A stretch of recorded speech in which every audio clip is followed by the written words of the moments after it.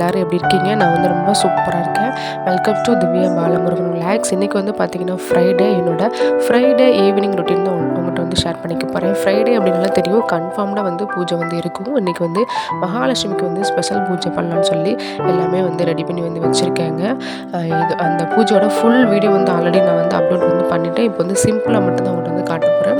குழந்தைங்க வந்து ஸ்கூலில் வந்ததுக்கப்புறமா அவங்களுக்கு வந்து டீ வந்து போட்டுட்ருக்கேன். இன்றைக்கி வந்து இஞ்சி டீ போடலான்னு சொல்லிட்டு இஞ்சி, ஏலக்காய், அது கூட சின்ன துண்டு பட்டை இதெல்லாம் போட்டு நல்லா தட்டி நீங்கள் அப்படியே வந்து டிகாசன் அண்டு பால் தண்ணி எல்லாம் சேர்த்துட்டு நல்லா கொதிச்சு வரும்போது நம்ம தட்டி வச்சுருக்கிறத சேர்த்துட்டு ஒரு 2 கொதி விட்டுட்டு நீங்கள் அதுக்குள்ள நாட்டு சர்க்கரையோ இல்லை சுகரோ சேர்த்து நீங்கள் மாற்றி கொடுத்தீங்க அப்படின்னா அப்படியே ரொம்ப ரெஃப்ரெஷிங்காக வந்து இருக்கும். சின்ன துண்டு பட்டை போடும்போது பார்த்திங்கன்னா அதோட ஃபீல், அதோட டேஸ்ட் வந்து ரொம்ப சூப்பராக வந்துருக்கும். ரொம்ப போடக்கூடாது, ஒரு ரொம்ப குட்டியான ஒரு பட்டை வந்து போட்டுக்கோங்க. ரொம்ப ரொம்ப டேஸ்ட் வந்து சூப்பராக இருக்குங்க. இது வரைக்கும் பட்டை போட்டு டீ வந்து ட்ரை பண்ணாதவங்க ட்ரை பண்ணி பாருங்கள். ரொம்ப ரொம்ப சூப்பராக வந்துருக்கும். அதே மாதிரி வந்து பார்த்திங்கன்னா நைட்டுக்கு வந்து பார்த்திங்கன்னா பரோட்டாவும் பிளெயின் சால்னாவும் பண்ணலான்னு சொல்லி டிசைட் பண்ணியாச்சு. ஏன்னா குழந்தைங்க இன்றைக்கி வீட்டுக்கு வந்ததுமே என்கிட்ட ஃபஸ்ட்டு கேட்டது வந்து பார்த்திங்கன்னா பரோட்டாவும் பிளெயின் சால்னாவும் தான். சரி ஓகே சொல்லிட்டு ஃபஸ்ட்டு வந்து பூஜை எல்லாம் பண்ணி முடிச்சிடலாம்னு சொல்லிட்டு நான் வந்து எல்லாமே ரெடி பண்ணி பூஜைலாம் வந்து பண்ணி முடிச்சிட்டேன். நான் வந்து பூஜை பண்ண வீடியோ ஆல்ரெடி வந்து அப்லோட் பண்ணியிருக்கேன். நீங்கள் வேணால் வந்து செக் பண்ணி வந்து பார்த்துக்கலாம். இப்போ ஜஸ்ட்டு மட்டும் தான் உங்களுக்கு வந்து காட்டுறேன். இன்றைக்கி வந்து மகாலட்சுமிக்கு தான் வந்து நான் வந்து பூஜை வந்து பண்ணேன். ஸோ அதனால் பார்த்திங்கன்னா பூஜை பண்ண வீடியோ வந்து ஃபுல் வீடியோ வந்து தனியாகவே இருக்குது. நீங்கள் அதை வந்து பார்த்துக்கலாம்.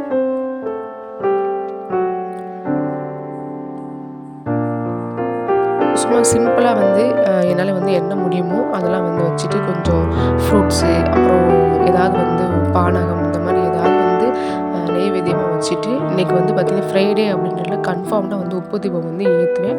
அதுவும் இல்லாமல் பௌர்ணமி அண்டு ஃப்ரைடே அப்படின்னாலே நான் வந்துட்டு உப்பு தீபம் வந்து ஏற்றுறது வந்து வழக்கம். உப்பு தீபம் வந்து எப்படி ஏற்றணுன்ற வீடியோவும் நம்மளோட சேனலில் வந்து ஆல்ரெடி வந்து இருக்குது. நீங்கள் அதே வந்து பார்த்துக்கலாம். அதே மாதிரி ரொம்ப முக்கியமானது வந்து பார்த்திங்கன்னா வெள்ளிக்கிழமை மறக்காமல் நம்மளோட வீட்டில் வந்து இந்த மாதிரி பஞ்சகாவிய விளக்கு வந்து ஒரு விளக்காக வந்து ஏற்றிக்கோங்க. ஏன்னா அந்த ஒரு விளக்கு ஏற்றுறதே வந்து பார்த்திங்கன்னா நம்ம வீட்டில் வந்து ஒரு யாகம் வந்து பண்ணுற மாதிரி வந்து சொல்லுவாங்க. ஸோ அது மறக்காமல் வந்து பண்ணிக்கோங்க. நான் வந்து பூஜைலாம் பண்ணி முடிச்சுட்டு கொஞ்சம் நேரம் உட்காந்து டிவி பார்த்துட்டு இப்போ வந்து பரோட்டா பண்ணுறதுக்கு வந்து ஸ்டார்ட் பண்ணிட்டேங்க. பரோட்டா வந்து பண்ணுறது வந்து சில பேர் வந்து ரொம்ப பெரிய கஷ்டம் நினச்சிட்ருக்காங்க. இல்லவே இல்லை, டக்குன்னு வந்து பண்ணிடலாம். அதே மாதிரி ஒரு 3 மணி நேரம் 4 மணி நேரம் ஊற வைக்கணும்லாம் சொல்கிறாங்க. அந்த மாதிரி நல்லா குறைஞ்சபட்சம் ஒரு 3/4 மணி நேரம் டு ஒரு 1/2 அன் ஹவர் வரைக்கும் நீங்கள் ஊற வச்சா கூட போதும். நல்லா சாஃப்டாக வந்து வரும். அதுக்கு வந்து பார்த்திங்கன்னா பரோட்டா மாவு உங்களுக்கு எவ்வளோ தேவையோ அந்தளவுக்கு வந்து எடுத்துக்கோங்க. நான் வந்து மைதா மாவு இருக்குல்ல, அதுதான் பரோட்டா மாவுன்றதை சொல்கிறேன். மைதா மாவு கொஞ்சம் அண்டு கூட வந்து கொஞ்சம் நெய் அப்படி இல்லைனா பட்டர், 2ல் ஏதோ ஒன்று சேர்த்துக்கோங்க. அப்புறம் உப்பு, அப்புறம் ரொம்ப முக்கியமானது பார்த்திங்கன்னா பரோட்டா மேலே வந்து பார்த்திங்கன்னா ஒரு மாதிரி ப்ரௌன் கலரில் வரும் இல்லையா, அது வரதுக்கு வந்து கொஞ்சமாக வந்து சுகர் வந்து போட்டுக்கலாம். ரொம்ப வேண்டாம், லைட்டாக ஒரு 1/2 ஸ்பூன் அளவுக்கு வந்து ஜீனி போட்டுட்டு ஃபஸ்ட்டு வந்து வெறும் கையாலே வந்து நல்லா வந்து இந்த மாதிரி வந்து கலந்து விட்டுக்கோங்க. அதுக்கப்புறம் இது கூட பால் அப்படி இல்லைனா முட்டை, 2ல் எது வேணாலும் சேர்த்துக்கலாம். இன்றைக்கி வந்து ஃப்ரைடே அப்படின்றனால நான் வந்துட்டு முட்டை வந்து சேர்க்கல. என்கிட்ட பால் இல்லைன்றனால வெறும் தண்ணி மட்டும் யூஸ் பண்ணியே உங்களுக்கு வந்து பரோட்டா வந்து எவ்வளோ சாஃப்டாக வருன்றதை உங்களுக்கு பண்ணி காட்டுறேன். நான் ஸ்டார்டிங்கில் தான் வந்து பார்த்திங்கன்னா முட்டை பால்லாம் வந்து யூஸ் பண்ணிகிட்டு இருந்தேன். பண்ண வந்து பழகிடுச்சு. அப்படிங்கிறப்ப நான் வந்து தண்ணி தான் இப்போ மேக்ஸிமம் வந்து யூஸ் பண்ணி நான் வந்து பண்ணுறேன். தண்ணி யூஸ் பண்ணாலுமே பரோட்டா வந்து சாஃப்டாக தாங்க வரும். அதே மாதிரி பரோட்டா வந்து நல்லா சாஃப்டாக வரதுக்கு வந்து பார்த்திங்கன்னா நம்ம வந்து கொஞ்சம் எஃபர்ட் போட்டு மாவை வந்து நல்லா சாஃப்டாக வர வரைக்குமே நம்ம வந்து பிசைஞ்சுக்கணும். அதை விட ரொம்ப முக்கியமானது என்னென்னு பார்த்திங்கன்னா மாவு வந்து ரொம்ப லூஸாக வந்து நீங்கள் வந்து பிசைஞ்சிடக்கூடாது. தண்ணி நிறையா வந்து விட்டுறக்கூடாது. கொஞ்சம் நல்லா கெட்டியாக வந்து நீங்கள் பூரி இதுக்கெலாம் பண்ணுவீங்களா, அந்த மாதிரி நல்லா கொஞ்சம் கெட்டியாக வந்து மாவு வந்து பிசைஞ்சிட்டு கையை வச்சு ஒரு 10லேருந்து ஒரு 5 நிமிஷம் விடாமல் நீங்கள் வந்து பிசைஞ்சிட்டே இருந்தீங்க அப்படின்னா நல்லா மாவு வந்து சாஃப்டாயிரும். இப்போ வந்து அதை ஒரு பாத்திரத்தில் வச்சுட்டு அதுக்கு மேலே கொஞ்சம் எண்ணெய் வந்து விட்டுட்டு நல்லா காற்று போகாமல் மூடி வச்சுருங்க. நான் வந்து பார்த்திங்கன்னா பிளெயின் சால்னா வந்து ரெடி பண்ண போகிறேன். அந்த சால்னா வந்து ரெடி பண்ணுற அளவுக்கு மட்டும்தான், அந்த அளவுக்கு மட்டும் தான் நான் வந்து இதை வந்து ஊற வைக்க போகிறேன். ஸோ அதனால் பார்த்திங்கன்னா அது கொஞ்சம் நேரம் வந்து ஊறட்டும்.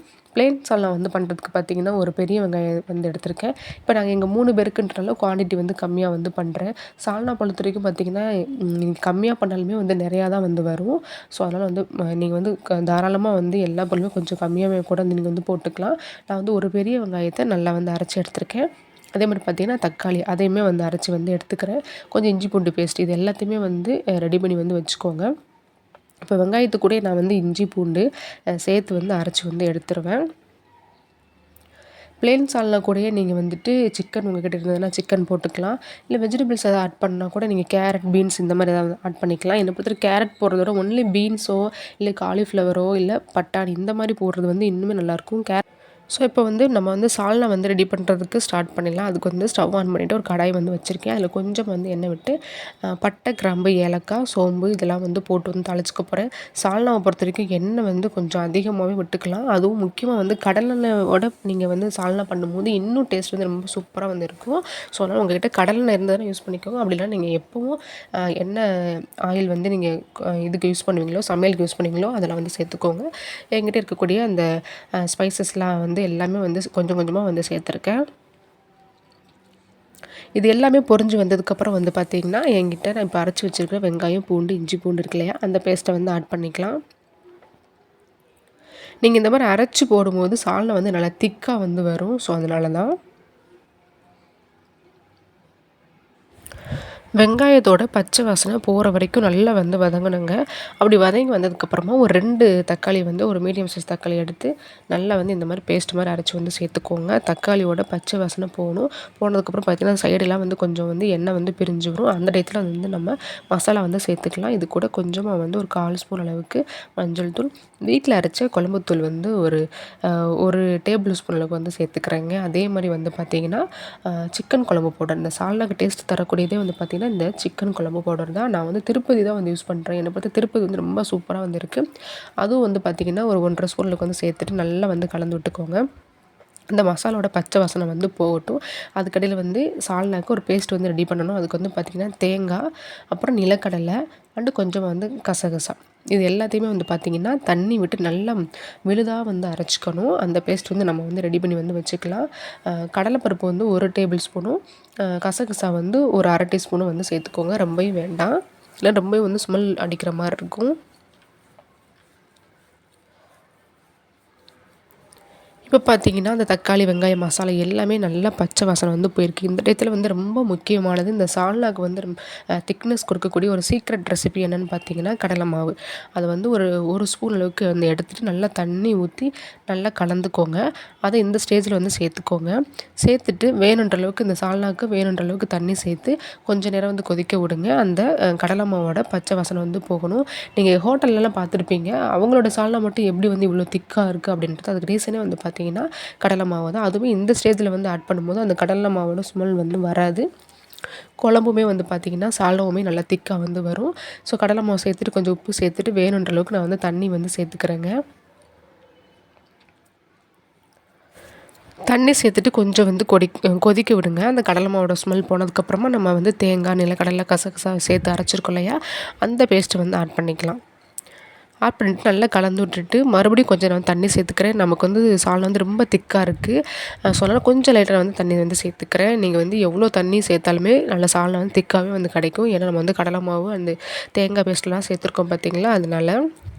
இப்போ ஒரு மூடி போட்டு மூடி வச்சிடலாம். நீங்கள் லைட்டாக வந்து கரம் மசாலா சேர்க்கணும் சேர்த்துக்கலாம். நான் வந்து சேர்க்கல, ஏன்னா அந்த சிக்கன் குழம்பு பவுடர்லேயே எல்லாமே வந்து இருக்கும். சால்னா வந்து ரெடியாகிற கேப்பில் வந்து பார்த்திங்கன்னா நம்ம வந்து புரோட்டா வந்து ரெடி பண்ணிடலாம். புரோட்டா வந்து பார்த்திங்கன்னா இந்த அளவுக்கு மாவு வந்து அவ்வளோ ஹார்டாக வந்து இருக்கணும். அப்போ தான் வந்து புரோட்டா பண்ணுறதுக்கு ரொம்ப ஈஸியாக இருக்கும். ஃபஸ்ட்டு வந்து எந்த ஷேஃப்க்கு வேணுமோ அந்த ஷேஃப்க்கு வந்து ரவுண்ட் பண்ணி வந்து வச்சிடலாம். அப்புறம் இது எல்லாத்தையும் ஒரு பாத்திரத்தில் வந்து எடுத்து போட்டுட்டு அது மேலே கொஞ்சம் எண்ணெய் வந்து போட்டுக்கிறேன். நம்ம எண்ணெய் போட்டால் தான் வந்து காயாமல் இருக்கும்.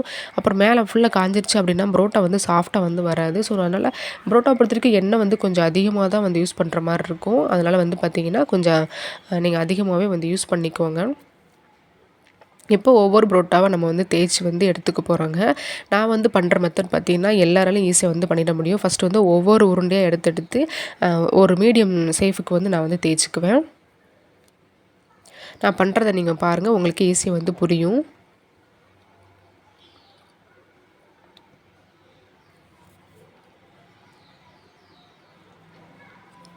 இந்த மாதிரி ஒரு மீடியம் சைஸ்க்கு வந்து புரோட்டா வந்து நீங்கள் வந்து உருட்டிக்கோங்க. நான் வந்து உருண்டை வந்து ரொம்ப சின்ன உருண்டையாக தான் எடுத்திருக்கேன். இல்லை ரொம்ப குட்டியாக தான் வந்து வரும் இந்த சேஃப் வந்துட்டு.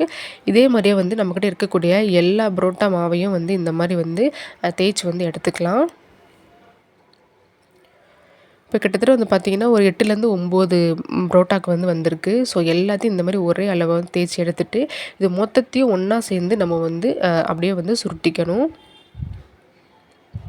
இந்த மாதிரி பண்ணும்போது வந்து பார்த்திங்கன்னா புரோட்டா வந்து நல்லா லேயராக வந்து வரும். நம்மளுக்கு வந்து கடையில் பண்ணுற மாதிரி அடிக்க தெரியாதுன்றப்போ நம்ம இந்த மாதிரி பண்ணும்போது உங்களுக்கு புரோட்டா வந்து கடையில் வாங்கக்கூடிய அந்த லேயர்ஸ்லாம் எப்படி இருக்குமோ அதே மாதிரி வந்து வரும். அதுக்காக தான். ரவுண்ட் பண்ணிவிட்டு இந்த மாதிரி உங்களுக்கு தேவையான அளவுக்கு சேஃபில் வந்து கட் பண்ணிக்கோங்க. கட் பண்ணிட்டு இதையுமே எல்லாத்தையுமே எடுத்து பாத்திரத்தில் வச்சு மறுபடியும் கொஞ்சம் வந்து எண்ணெய் தெளித்து மூடி வச்சுருங்க. ஏன்னா வந்து மேலே வந்து காற்றுப்பட்டு உணர்ந்துடக்கூடாது. ஸோ அதுக்காக தான்.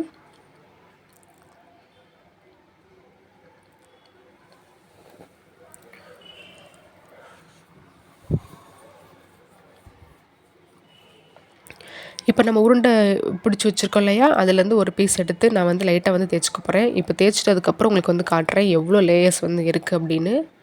ரொம்ப ரொம்ப சிம்பிள் தான். இதுக்கு வந்து ரொம்ப மெனக்கெடணும்னு அவசியமே வந்து கிடையாது. அதுக்காக ஒரு 3 ஹவர்ஸ் 4 ஹவர்ஸ் ஊற வைக்கணுன்ற அவசியமும் இல்லை. டக்கு டக்குன்னு வந்து நீங்கள் பண்ணி வந்து எடுத்துடலாம். பாருங்கள், உங்களுக்கே தேய்ச்சதுக்கு அப்புறமே நல்லா தெரியும் எவ்வளோ லேயர்ஸ் இருக்குன்ட்டு. இப்போ சால்னாவும் வந்து ரெடி ஆயிடுச்சு. உங்கள்கிட்ட கொத்தமல்லி தழை இருந்ததுன்னா தூவிக்கோங்க. என்கிட்ட இல்லைன்றனால கருவேப்பிலை மட்டும் போட்டுட்டு ஸ்டவ் வந்து ஆஃப் பண்ணிக்கிறேன். இங்கே நல்லா கம்மன் ஸ்மெல்லோட ப்ளெயின் சால்னா வந்து ரெடி ஆயிடுச்சுங்க. இந்த பக்கம் வந்து பார்த்திங்கன்னா புரோட்டா போட்டு வந்து எடுக்க வந்து ஆரம்பிச்சிட்டேன்.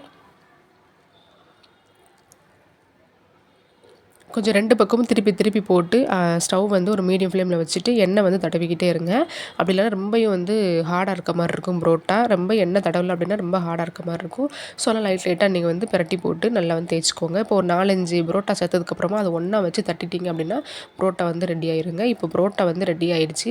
நான் பிக்கும் போதே தெரியும் எவ்வளோ சாஃப்டாக இருக்குன்ட்டு. இதுக்கு மேலே அப்படியே நல்லா குளிர வந்து சால்னா ஊற்றி நல்லா ஊற வச்சு சாப்பிடும்போது அவ்வளோ அல்டிமேட்டாக வந்திருக்கும். குழந்தைங்களுக்கு வீட்டில் பண்ணி கொடுக்கும்போது ரொம்ப ஹெல்த்தியும் கூட. நம்ம வீட்டில் பண்ணிட்டு நம்ம டேஸ்ட்டையும் கூட நீங்கள் கடையில் போய் வாங்கணுன்ற அவசியமே வந்து கிடையாது. இந்த புரோட்டா சால்னாவை நீங்கள் ட்ரை பண்ணி பாருங்கள். நிச்சயமாக உங்கள் வீட்டில் எல்லாருக்குமே வந்து